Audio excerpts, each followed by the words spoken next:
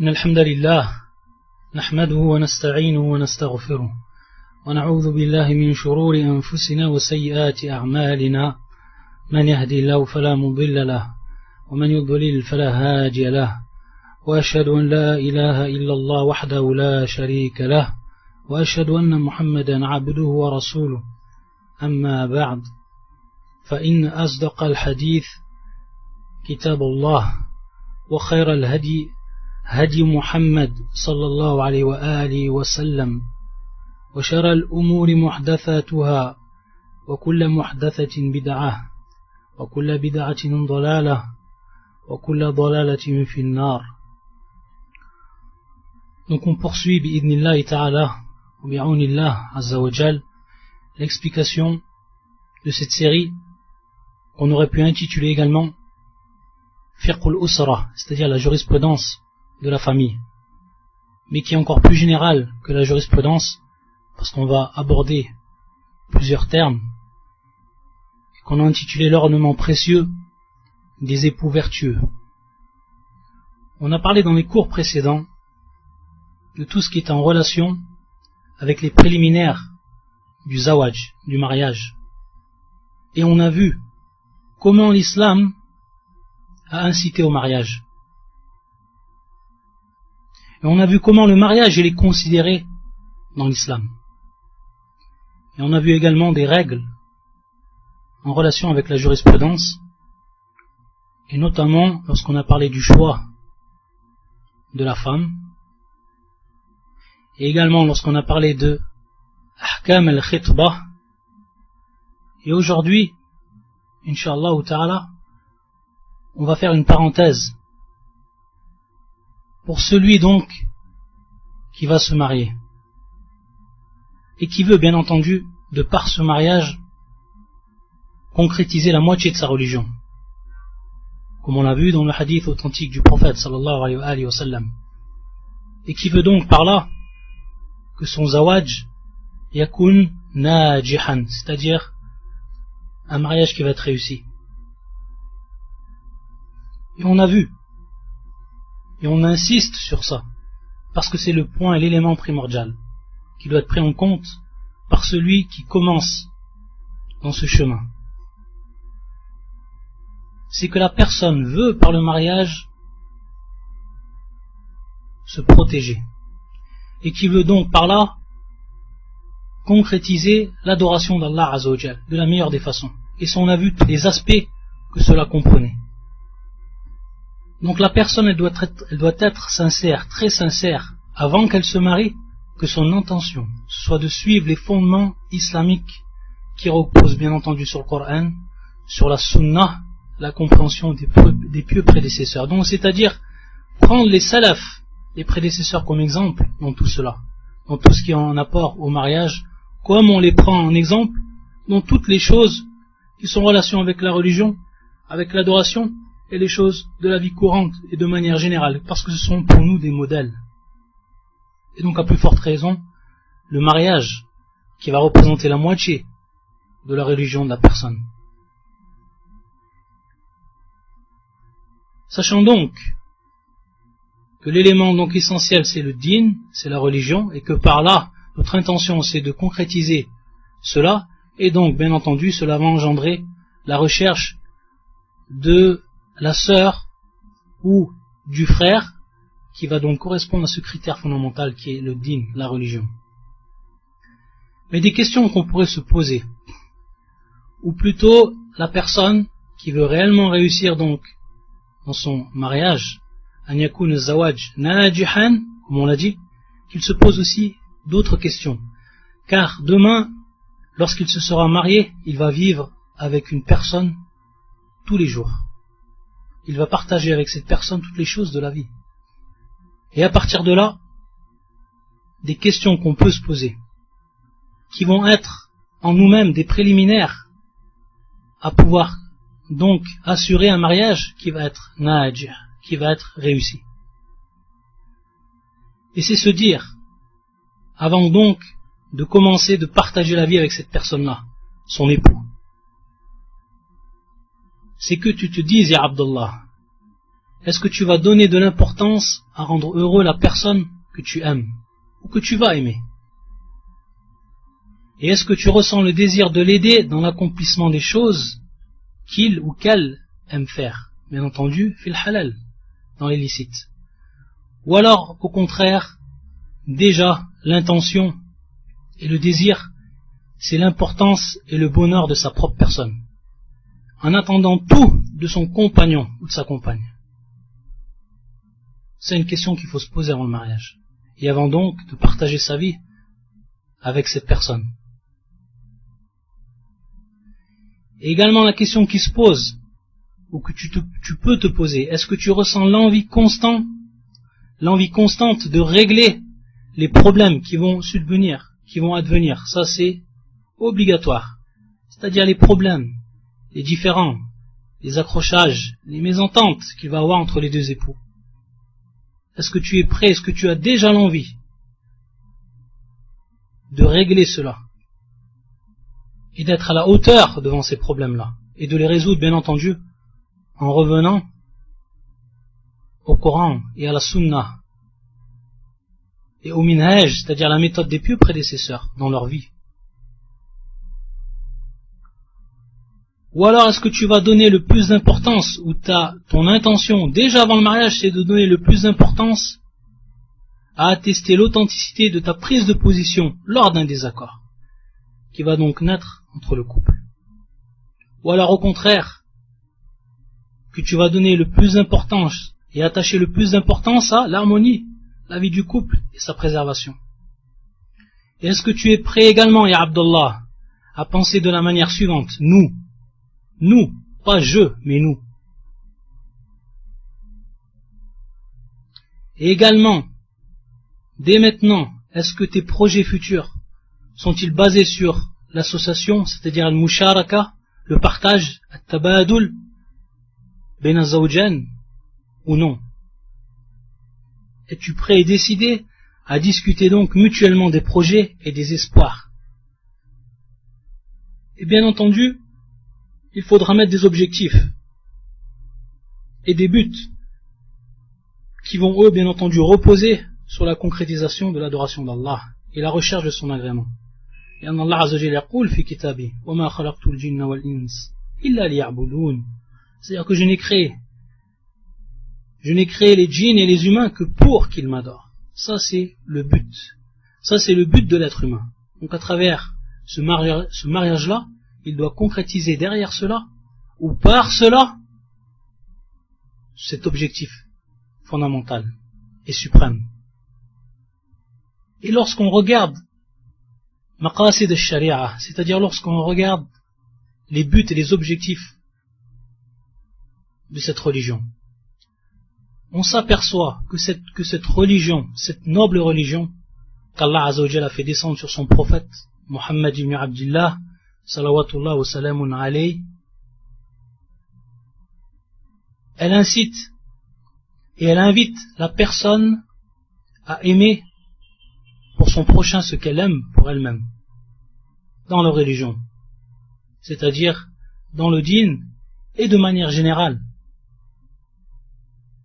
Et lorsqu'on revient au verset du Coran, un des versets du Coran qui est descendu sur, ou qui a été la cause, sa descente était la cause d'une histoire qui est survenue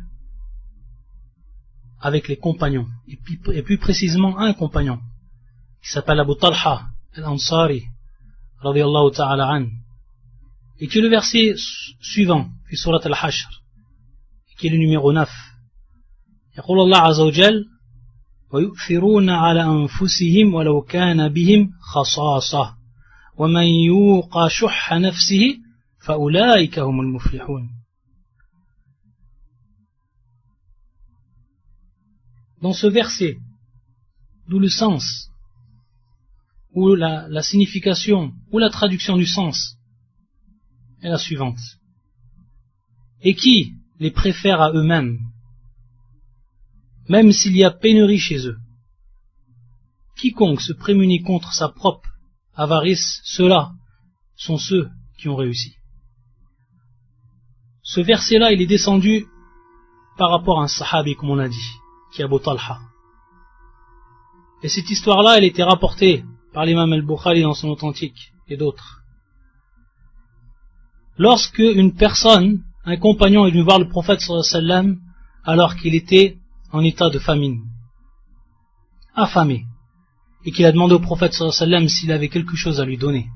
Qu'est-ce qu'il a fait le prophète sallallahu alayhi wa sallam? Il l'a envoyé à ses femmes pour voir si elles avaient de la nourriture, une chose à lui donner. Il est revenu auprès du prophète sallallahu alayhi wa sallam sans rien, car il n'avait rien à lui donner.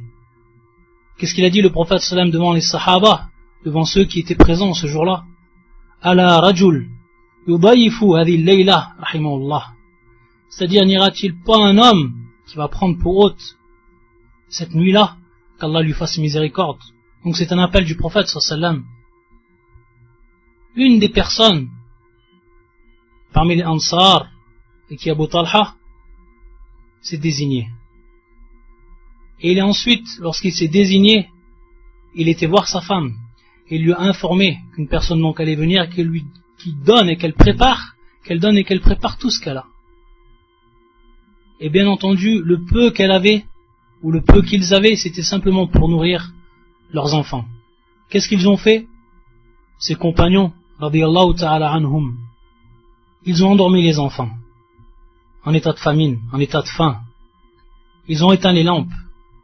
Ils ont présenté le peu qu'ils avaient à leur hôte, à leur invité. Et ils ont fait semblant de manger. Pourquoi? Parce que les lampes, elles étaient éteintes. Donc ils ne pouvaient lui distinguer si eux ils mangeaient ou pas. Et bien entendu, ils n'auraient pu manger si eux ne mangeaient pas. Donc ils ont feinté dans ce sens-là. Et dans le hadith, le prophète sallallahu alayhi wa sallam nous informe qu'Allah azza wa jal s'est étonné. S'est étonné de cet acte-là, de cette personne. Il a même dans une version bahika, c'est-à-dire qu'il a ri, Allah subhanahu wa ta'ala, de cet acte-là. Et regardez également dans le hadith du prophète sallallahu alayhi wa sallam, et qui est un hadith que tout le monde apprend, mais combien l'applique, où le prophète sallallahu alayhi wa sallam yaqul, la yu'minu ahadukum hatta yuhibba li akhi ma yuhibbu li nafsi, min al-khayr, ja fi riwayatin min al-khayr, dans le bien. C'est-à-dire personne ne croira. Donc d'une croyance complète, d'une foi complète, parmi vous, sans qu'il aime pour son frère ce qu'il aime pour lui-même. Min al-khayr, parmi bien sûr les choses du bien. Donc lorsque tu vas te marier à Abdullah, cette personne-là va être le plus en droit à avoir accès à ce caractère.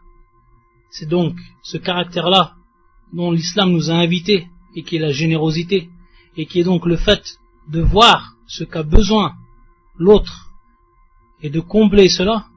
Celle qui va être le plus en droit par rapport à cela, ça va bien sûr être l'époux, ou l'épouse.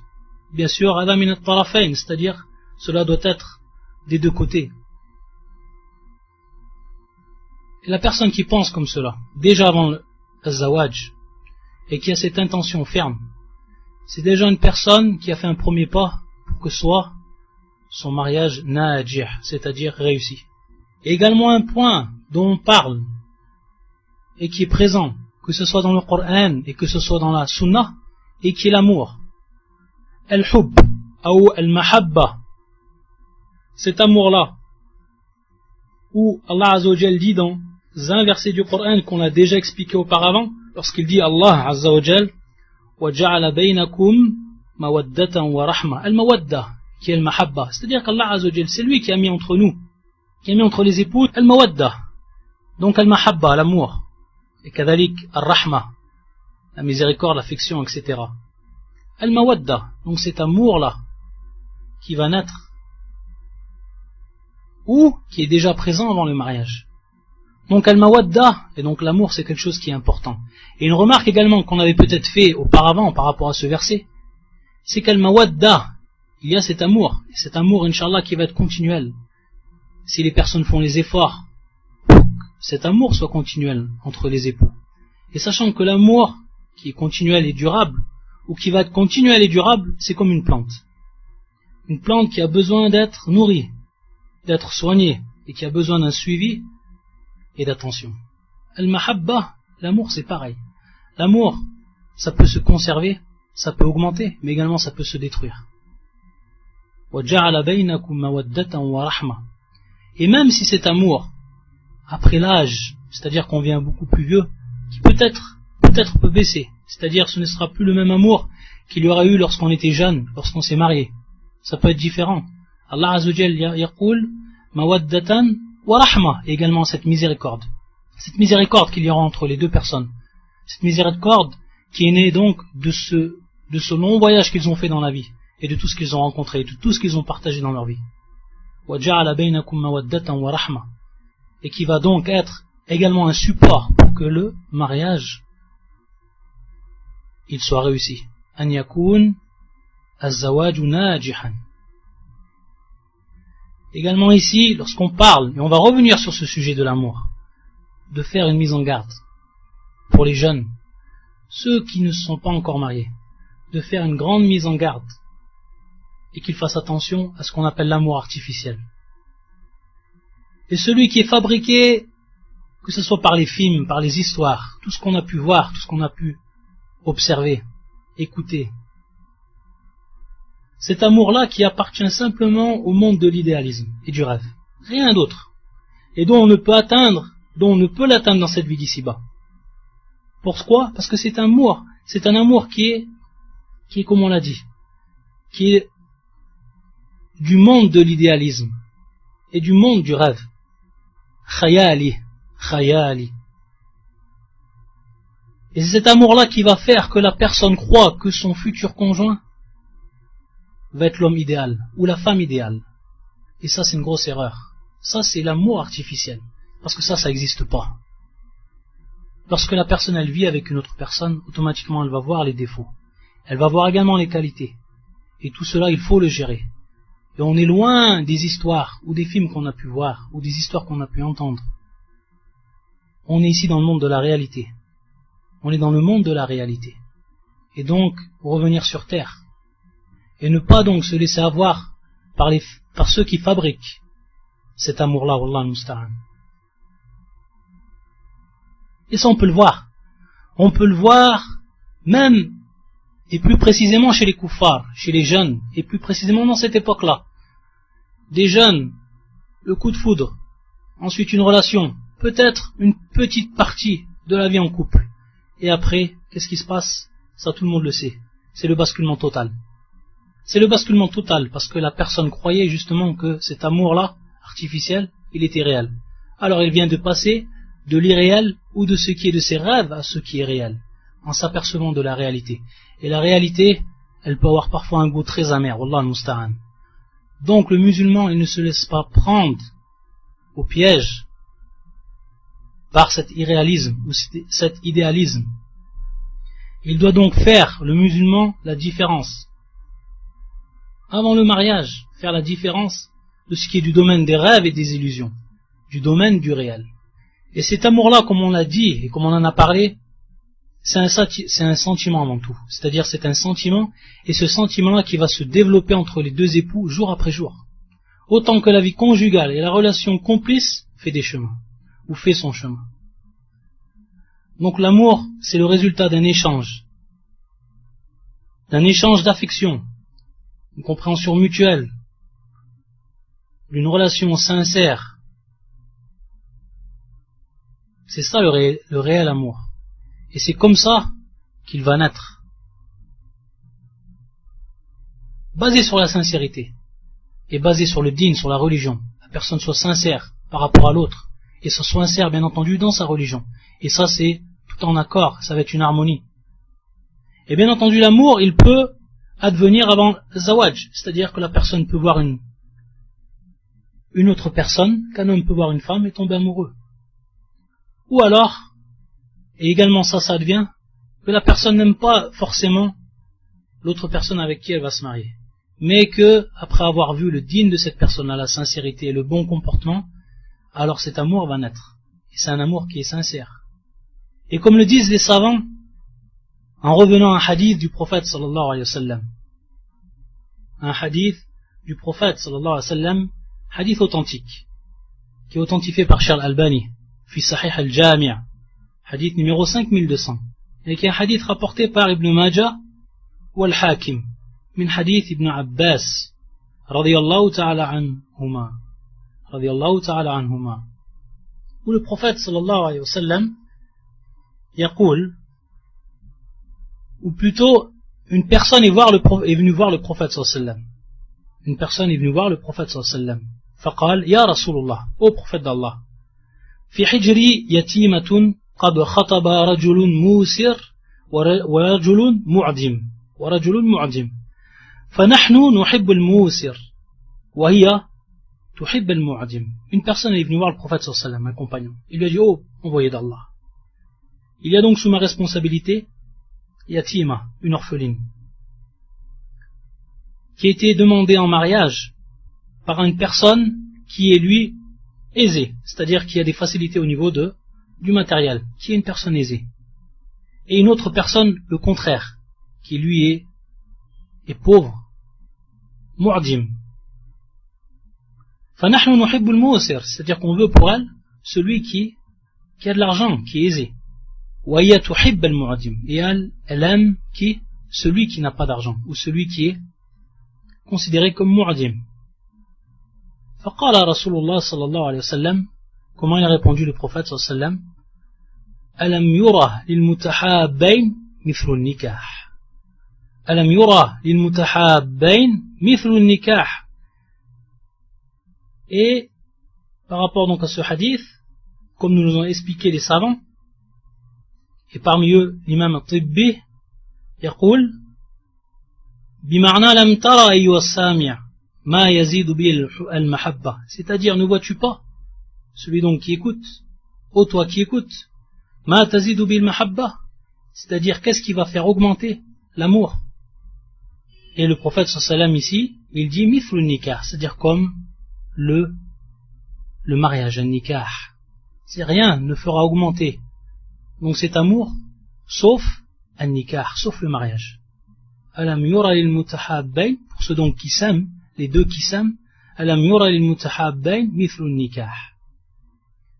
Et lorsque l'imam al-Munawi, dans son livre, rahimahullah, dans son livre intitulé Fayd al-Qadir, Bisharh al-Jami' al-Sahih, il faut savoir que ce livre, c'est l'une des explications du livre de l'imam al-Suyuti, qui s'appelle Al-Jami' al-Sahih, de l'imam al-Suyuti. Le même livre que Shir al-Albani a étudié, par rapport bien sûr à l'authenticité des hadiths qui y sont présents, sachant que ce livre-là, c'est tout simplement la compilation de hadiths qui a été compilée suivant les lettres de l'alphabet. Donc c'est un livre qui est simple. Pour retrouver un hadith, il suffit de connaître la première lettre par quoi commence le hadith, et on va aller voir, bien sûr, suivant l'ordre alphabétique, dans ce livre-là. Et on va trouver le hadith, inshallah, que l'on trouve, ou que l'on a, ou qui est présent. Et bien entendu, ça c'est à titre de précision, Imam al-Suyuti, mutasahil fil hukm, c'est-à-dire qu'il est léger par rapport au statut qu'il va donner du hadith. C'est-à-dire que souvent il va donner, ou il va dire qu'un hadith est sahih alors qu'il ne l'est pas. Ça arrive beaucoup. Et c'est pour ça que l'imam al-Albani, rahmatullah alayh, il a eu l'importance d'étudier ce livre-là. Et donc de faire sortir l'authenticité des hadiths. Et de montrer également ceux qui ne sont pas authentiques. Et c'est pour ça, c'est le livre qu'il a ensuite appelé Sahihul Jami' wa Ba'iful Jami', qu'il a donc divisé en deux parties. Un pour ceux qui sont authentiques et un pour ceux qui ne sont pas authentiques. Et c'est donc souvent lorsqu'on dit Sahihul Jami', c'est tout simplement le livre de l'imam al-Suyuti. Et donc on a compris ce hadith comme le fait qu'il n'y a pas une chose qui augmente plus l'amour si ce n'est le mariage. Ça c'est la parole du prophète sallallahu alayhi wa sallam. Et il nous dit donc, en résumé, en traduction, lorsque l'homme regarde l'étrangère et que ce regard atteint son cœur, bien entendu donc il en tombe amoureux, alors son mariage avec elle va augmenter cet amour-là. Va augmenter cet amour-là. Et non le contraire. C'est-à-dire, comme on l'a cité précédemment, ceux qui, dès qu'ils tombent amoureux, ne se marient pas. Au contraire, ça va être une des causes qui va anéantir cet amour. Que parmi les grands savants, il y a ceux qui ont dit que le remède de celui qui tombe amoureux, c'est le mariage. En revenant donc sur ce hadith, Et, comme nous l'explique Al-Munawi, en revenant à un des versets du Coran également, qui va dans ce sens, et qui est la parole d'Allah Azza wa Jal, يُرِيدُ اللَّهُ أَن يُخَفِّفَ عَنْكُمْ وَخُلِقَ الْإِنسَانُ ضَعِيفًا. Allah Azza wa Jal, il veut, dans un premier temps, ce verset-là, il a été cité après qu'Allah Azza wa Jal a cité un verset qui met en évidence le caractère licite des femmes libres et des servantes lors du besoin. Donc Allah Azza wa Jal, avant dans le verset, il nous met en évidence ce caractère licite des femmes qui sont libres et des servantes lors du besoin. Et ensuite, yaqul Allah Azza wa Jal, yuridu Allah an yukhaffifa ankum, c'est-à-dire qu'Allah Azza wa Jal, il veut vous alléger. Il veut alléger pour vous. Wa khuliqa al-insanu da'ifa. Et l'homme, il a été créé faible. L'homme, il a été créé faible. Il peut tomber amoureux. Il peut avoir lui aussi une faiblesse. De même la femme. Wa khuliqa al-insanu da'ifa. Et donc, lorsqu'Allah Azza wa Jal, il nous dit qu'il a voulu donc alléger par rapport aux hommes, c'est en fait par le mariage. Et donc, on revoit ici al-maqsoud. On revoit donc ce qui était voulu. Et donc, ce remède, le mariage est un remède également donc pour celui qui va tomber amoureux.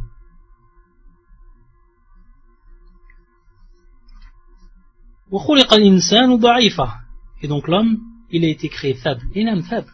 Il peut avoir un sentiment qui lui ne peut le contrôler. Allah Azza wa Jal, en ayant donc allégé, et ce poids qui peut devenir un poids, il nous a permis donc cet allègement par quoi? Par le mariage. Il nous a permis cet allègement par le mariage, subhanahu wa ta'ala, de par sa miséricorde.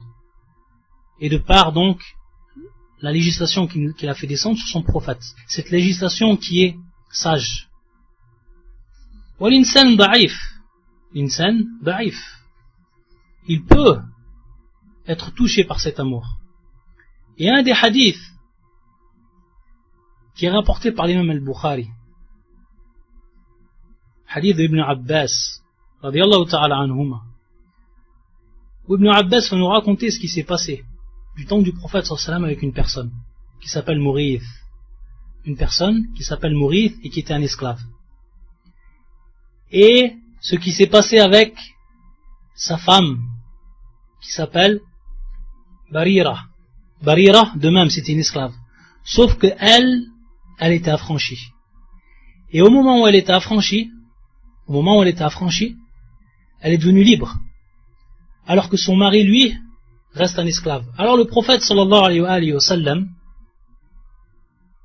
qu'est-ce qu'il a fait? Il a laissé le choix donc à Barira, soit de continuer d'être l'épouse de cet homme-là, ou alors de délaisser cet homme-là, et de rompre donc le mariage, du fait qu'elle est devenue libre, et que lui, il est resté un esclave. Et elle a décidé quoi? Elle a décidé de rompre le mariage. Qu'est-ce qu'il nous dit Ibn Abbas? أن الزوج بريرة كان عبدا يقال له مغيث كأني أنظر إليه يطوف خلفها يبكي ودموعه تسيل على لحيته. Mourith, lorsque sa femme elle l'a délaissé et qu'il était très amoureux, et ça on va le voir dans ce hadith, au point où Ibn Abbas nous dit qu'il le voyait, qu'il était en train de tourner derrière sa femme, et il pleurait. Il pleurait à tel point que ses larmes s'égouttaient de sa barbe. Tellement il pleurait que sa femme l'a délaissé. Et cela devant les gens, parce qu'Ibn Abbas l'a vu, et que le prophète sallallahu alayhi wa sallam et son oncle également, Abbas, l'ont vu également. Devant les gens, il pleurait, il suivait sa femme qui venait de le délaisser. فقال النبي صلى الله عليه وسلم لعباس, lorsque le prophète sallallahu alayhi wa sallam il a vu cela, il a dit à son oncle, Abbas, Ya Abbas, ala ta'jab min hubbi Mourith Barira. C'est-à-dire, ô Abbas, n'es-tu pas étonné de l'amour de Mourith pour Barira, donc son ancienne femme. Wa min bourdi Barira Mourithan. Wa min bourdi Barirata Mourithan. C'est-à-dire, du fait que Barira, elle, au contraire, elle déteste Mourithan. Faqala al-Nabi sallallahu alayhi wa sallam, qu'est-ce qu'il va faire le prophète sallam quand il va le voir cela? La yunkir, c'est-à-dire qu'il n'a pas blâmé Mourith par rapport à cet acte-là, le fait qu'il pleure derrière sa femme. Mais ici, il va prendre le rôle d'intercesseur, c'est-à-dire qu'il va essayer d'intercéder shafaqatan, c'est-à-dire par clémence, pour mourir, il va essayer d'intercéder auprès donc de son ex-femme. Il va dire le prophète sallam donc à Barira, law raja'ti, faqalat ya Rasulullah, ta'muruni. Donc le prophète sallam, il va lui dire si tu le reprenais. Elle va donc dire à ce moment-là, ya Rasulullah, ô prophète d'Allah, est-ce que c'est un ordre, est-ce que tu m'ordonnes cela? Alors, si tu m'ordonnes cela, bien entendu, ça c'est une autre chose, c'est l'ordre du prophète sallam. Mais si c'est autre chose, alors à ce moment-là, j'aurai le choix. فقال النبي صلى الله عليه وسلم إنما أنا أشفع, c'est-à-dire je suis tout simplement ou j'intercède uniquement. Ici c'est simplement une intercession et non un ordre. Intercéder en faveur de Mourith. قالت لا حاجة لي فيه, c'est-à-dire que je n'ai pas besoin de lui. Je n'ai pas besoin de lui. Et c'est pour ça que l'imam Ibn al-Qayyim rahmatullah alayh, qu'est-ce qu'il dit en annotation par rapport à ce hadith? Ibn al-Qayyim al-Jawzi rahmatullah alayh يقول ولم ينهاه عن عشقها في هذا الحال إذ ذلك شيء لا يملك. C'est-à-dire que le prophète sallam ne l'a pas interdit de cet amour-là, qui lui a dit que c'est quelque chose qui est haram, interdit. عن عشقها, est-ce que l'ishq qui vient du verbe ashiqa, ya'shaq, et qui est lorsque tu aimes quelqu'un fortement d'un grand amour, on dit ici al-ishq, ashiqahu, yani ahabbahu ashad al-hubb, aimer donc d'un grand amour. Il nous dit Ibn al-Qayyim, il ne l'a pas interdit ici le prophète sallam par rapport à cet amour. Pourquoi? Et dans cet état-là, pourquoi? Parce que c'est une chose la yumlik. C'est quelque chose qu'il ne peut contrôler lui, Mourith. Quelque chose qui est dans son cœur qu'il ne peut contrôler. Une femme qu'il a aimée et qu'il a vécu avec elle, qui était sa femme. Après qu'elle a décidé de délaisser, car elle ne l'aimait pas. L'homme, il a été créé faible, de par ses sentiments, qu'il ne peut contrôler à tout moment. Également un autre hadith, qui va être également intéressant, et dont on va pouvoir en tirer des fawaïd, c'est-à-dire des intérêts par rapport au sujet dans lequel on parle en ce moment. C'est un hadith qui est également authentique, authentifié par Cheikh Al-Albani. Hadith qui se trouve auprès de l'imam Abu Daoud, dans ses sunan, également Nasa'i ou Ahmed. Où une personne est venue voir le prophète, et qui est venue se plaindre. شكى إلى النبي صلى الله عليه وسلم رجل أن امرأته لا ترد يد لامس فقال طلقها قال إني أخاف أن تتبعها أو أن تتبعها نفسي فقال استمتع بها. Ça c'est un hadith authentique. Une personne est venue voir le prophète sallallahu alayhi wa sallam, il se plaint de sa femme qui en fait n'empêche pas la main coureuse, si on pourrait traduire comme cela. Yad al-amisin, c'est-à-dire la main qui va la caresser, qui n'empêche pas cela. Pour bien comprendre dans un premier temps le hadith, il faut savoir que cette expression-là, il y a eu beaucoup d'interprétations des savants par rapport à ce hadith, mais il faut savoir que cette expression-là ne veut pas dire ce qu'on pourrait croire zina, ayadan billah, c'est-à-dire donc l'adultère. Non. Comme nous l'explique Ibn al-Qayyim al-Jawzi rahmatullah alayh fi kitabi Rawdat al-Muhibbin. Il nous explique bien que l'homme ne s'est pas plaint de l'infidélité de sa femme, c'est-à-dire qu'elle commettait l'adultère derrière lui. Car il est impossible, et ça c'est strictement impossible, que le prophète lui dise, ou lui donne donc le choix, ou lui dise donc de rester avec elle, comme on va voir dans la suite du hadith. Ça c'est impossible qu'il dise à une personne ou à un sahabi de rester avec une femme qui serait donc dans ce cas-là, si on aurait dit qu'elle commettait l'adultère, bari, une mauvaise fille, une mauvaise femme, ça c'est pas possible. Celui qui va rester avec ce genre de femme, ça c'est pas possible, donc le prophète sallam prenne cette décision. Donc qu'est-ce qu'il lui a dit le prophète sallam? C'est-à-dire donc, divorce-la, c'est on est à ce point-là, divorce-la.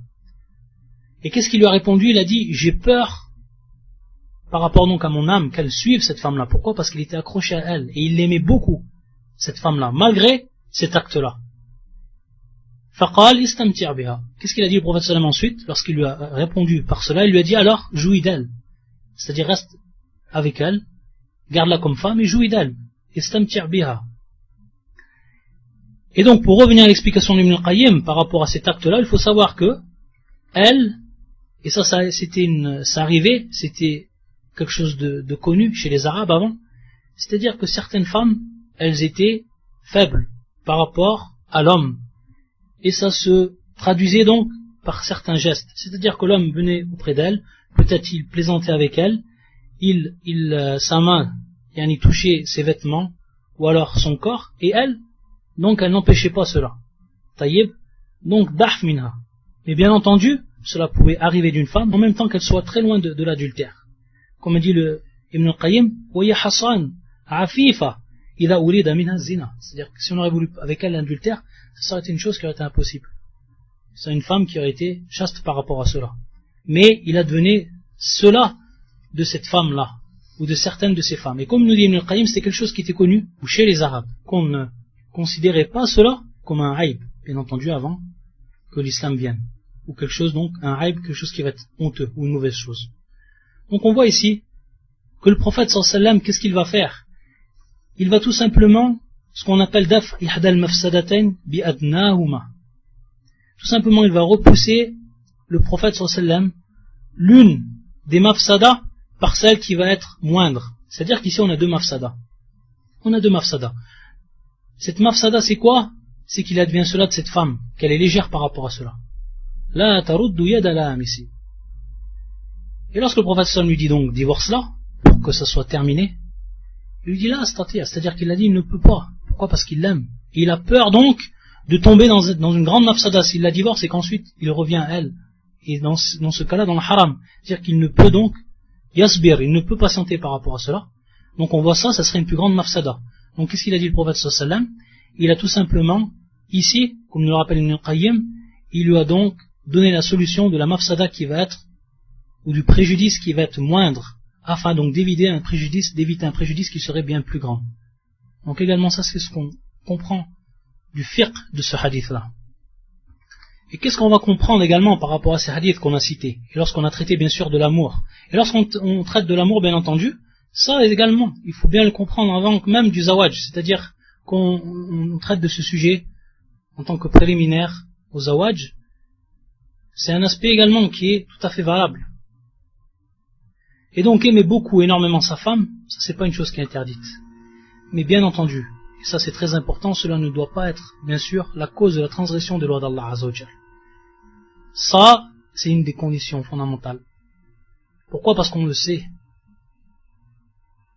Et qu'on sait également que parmi les trois choses qui doivent être présentes chez l'homme, afin qu'il goûte à la douceur de la foi, comme cela est venu dans le hadith, muttafaqun alayh, an yakuna Allah wa rasuluhu ahabba ilayhi mimma siwahuma. C'est-à-dire qu'Allah Azza wa Jal, et que son prophète soit le plus aimé auprès de la personne qui va vouloir donc goûter à la douceur de cette foi-là, qu'autrui. C'est-à-dire donc ici priorité. Une mahabba qui va se transformer comment? Par une priorité. C'est-à-dire qu'on va mettre en priorité les lois d'Allah, qu'on va mettre en priorité la sunna du prophète sallallahu alayhi wa sallam par rapport à toute autre créature, même sa femme, même celle qu'on aimerait le mieux dans cette vie d'ici. Ça bien entendu, c'est pour ce qui est entre les deux époux. Et lorsqu'on a dit l'ishq, on a parlé bien sûr de l'amour fort. Également ici on donne une précision et un complément par rapport à ce point-là. C'est ce qui pourrait advenir de certaines personnes qui eux ne sont pas mariées. Et on a vu que le remède ici c'était le mariage. Mais il reste que la personne doit s'écarter de tout ce qui pourrait l'amener à rentrer dans le haram. Et on sait que ce sentiment-là, il va venir et il va être le produit de certains actes qui eux sont en totale contradiction avec le din, avec la religion. Et parmi ce qu'ont cité certains savants, idman ou nadar, c'est-à-dire l'accoutumance au regard, de regarder autrui, de regarder les femmes. Ça c'est le premier point. Également l'irtirat, c'est-à-dire la mixité, ça également c'est quelque chose qui peut amener à tomber dans ce piège. Également tout le hadith, c'est-à-dire prolonger la conversation sans même besoin avec autrui, avec donc une femme étrangère. Et également une des choses qui nous fait tomber dedans, sama'ul ghina, enam, écouter la musique, enam. La musique qui elle va développer ce sentiment, mais dans le haram. Wallah al-musta'an. Voilà pour ce qui est de ce point-là. Et maintenant on va passer à un autre chapitre. Et à travers ce chapitre-là, on va parler donc d'un point de vue de la jurisprudence, on va parler de ahkam zawaj, c'est-à-dire des lois du mariage. Mais à travers cela, et ça c'est un des points fondamentaux, on va mettre et on va essayer de mettre en évidence tout le long des prochains cours la facilité du mariage en islam. Taysiru zawaj wa barakatuh, et sa baraka, sa bénédiction. La facilité du mariage en islam et sa baraka. Ça c'est un titre que peut l'on donner au prochain chapitre qui va venir. C'est-à-dire montrer comment l'islam a la facilité zawaj. Comment elle a rendu le zawaj halal, licite, et comment elle l'a facilité. Pour s'écarter donc de ce qui va nous faire tomber dans le haram. Et pour donc, comme on l'a vu dès les premiers cours, concrétiser la moitié de notre religion. Et par rapport à ce qu'on va citer en tant qu'introduction, et qui rentre également sous ce chapitre, et qui est important à savoir, et qui va donc rentrer dans la facilité du mariage, du zawaj, un acte qui va lui être, ou qui va apparaître de la part de celui qui est responsable, al-wali. Et lorsqu'on regarde dans le Coran, on va s'apercevoir qu'il y a une histoire avec Moussa, et qui va venir donc traduire cet acte-là, et qui est tout simplement le fait que l'homme qui lui a des filles les propose aux pieux parmi les gens.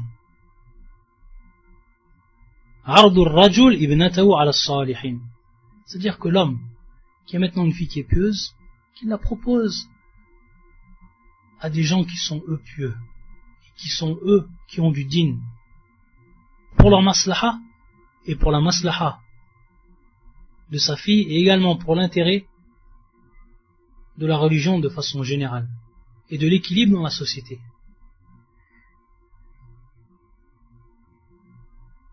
Cette histoire est racontée par le Coran, fi surat al-Qasas, du verset 23 au verset 28. Et on va la citer.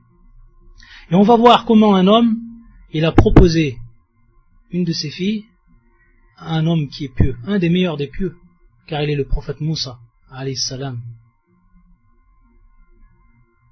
On va lire le verset ou les versets, et ensuite on verra également ce qui s'est passé.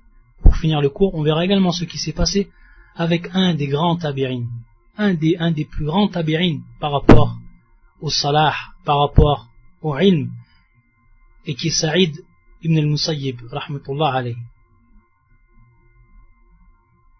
Pour ce qui est du verset, يقول الله عز وجل ولما ورد أي موسى ولما ورد ماء مدين وجد عليه أمة من الناس يسقون.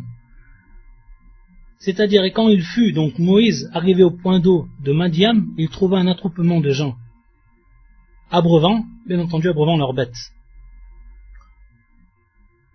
ووجد من دونهم امرأتين تذودان قال ما خطبكما.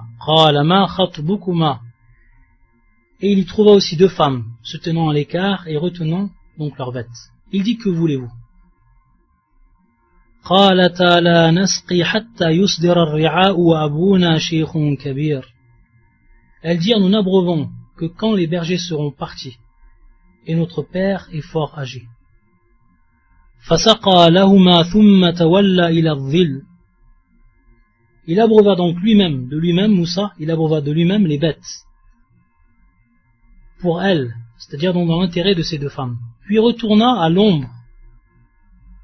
فقال رب إني لما أنزلت إلي من خير من فقير. فقال رب إني لما أنزلت إلي من خير من فقير. Il dit donc, qui est donc une dua, donc une invocation, il dit au moment où il est à l'ombre, Seigneur, j'ai grand besoin du bien que tu feras descendre vers moi. فجاءته إحداهما تمشي على استحياء قالت إن أبي يدعوك ليجزيك أجر ما سقيت لنا. فلما جاءه وقص عليه القصص قال لا تخف نجوت من القوم الظالمين. Puis l'une des deux femmes vint à lui d'une démarche timide et lui dit, mon père t'appelle pour te récompenser pour avoir abreuvé pour nous. Et quand il fut auprès de lui et qu'il lui eut raconté son histoire, il, c'est-à-dire donc le vieillard, dit, n'aie aucune crainte, tu as échappé aux gens injustes. قالت إحداهما يا أبت استأجره إن خير من استأجرت القوي الأمين. L'une d'elles dit, ô mon père, engage-le donc à ton service, moyennant salaire, car le meilleur engagé c'est celui qui est fort et digne de confiance. C'est pour ça que beaucoup de savants, par rapport à ce verset-là, Inna khayra man ista'jarta al-qawiyul amin, ils disent que les deux conditions, pour celui donc à qui on donne une responsabilité, et qui est donc le meilleur des hommes, c'est lorsque ces deux conditions sont remplies, et ces deux caractères sont présents chez l'homme. Al-qawi, celui qui est fort, al-amin, et celui qui est digne de confiance. قال إني أريد أن أنكحك إحدى ابنتي هاتين على أن تأجرني 8 حجاج فإن أتممت 10 فمن عندك وما أريد أن أشق عليك ستجدني إن شاء الله من الصالحين. Il dit, je voudrais te marier à l'une de mes deux filles que voici, à condition que tu travailles à mon service durant 8 ans. Donc regardez ici, c'est-à-dire qu'il va proposer, lorsqu'il a vu que cet homme, c'est un homme pieux, et un homme qui avait non seulement al-quwa, qui avait donc la force, et également qui était digne de confiance, il lui a donc lui proposé sa fille. Il dit, je voudrais te marier à l'une de mes deux filles que voici, à condition que tu travailles à mon service durant 8 ans, si tu achèves 10 années, ce sera de ton bon gré. Je ne veux cependant rien t'imposer d'excessif. Tu me trouveras, si Allah le veut, du nombre des gens du bien. قال ذلك بيني وبينك أيما الأجلين قضيت فلا عدوان علي والله على ما نقول وكيل. Il dit ensuite, Moïse, c'est conclu entre toi et moi. Quel que soit celui des deux termes que je m'assigne, il n'y aura nulle pression sur moi et Allah est garant de ce que nous disons. Donc ça déjà, c'est une histoire du Coran qui nous est citée et qui est donc ce qui est arrivé à Moussa. Lorsque cette personne, lui, il a proposé à cet homme pieux, qui est Moussa, alayhi salam, sa fille. Et également, comme on l'a dit, une des histoires qui est arrivée du temps des Tabi'in avec Saïd ibn al-Musayyib. Il faut savoir en fait que Saïd ibn al-Musayyib, c'était bien entendu c'est l'un des plus grands savants parmi les Tabi'in, et que tout le monde connaît. Il faut savoir qu'il y avait une personne qui s'appelait Abdullah ibn Abi Wadda'a, et qui était une personne qui était donc un étudiant de Saïd ibn al-Musayyib. Toujours donc, il s'asseyait auprès de lui, durant ses cours. Et quelques jours, il s'est absenté. Et donc, il a cherché auprès de lui Saïd. Et lorsqu'il est revenu, ou lorsqu'il est venu auprès de lui, il lui a demandé, où étais-tu? Donc on voit ici comment le savant, il a pris donc les nouvelles de son élève. Et donc il lui a expliqué à ce moment-là, Abdullah, sa femme était morte et il a été donc pris de court, ou plutôt il a été occupé par rapport donc à la mort de sa femme. Et à ce moment-là, il va lui dire, lorsqu'il saura donc cette nouvelle-là, il va lui dire de se marier. Et lorsqu'il va lui dire cela, il va lui dire tout simplement qu'il n'a pas la possibilité de se marier. C'est-à-dire qu'il a auprès de lui simplement dirhamen ou thalatha, c'est-à-dire 2 dirhams ou juste 3.